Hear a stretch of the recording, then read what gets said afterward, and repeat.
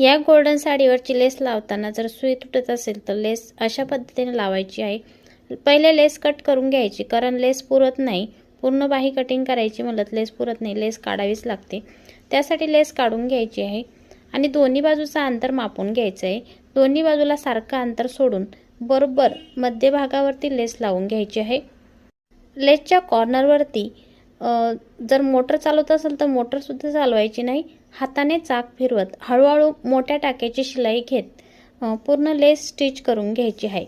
मोठ्या टाक्याच्या शिलाईने लेस स्टिच करायची आहे कॉर्नरवरती।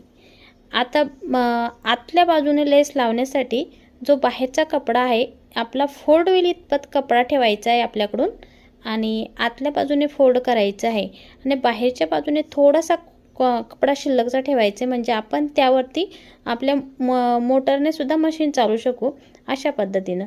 तर बारीक टाक्याची शिलाईने इथं स्टिच करून घ्यायची पूर्ण लेस।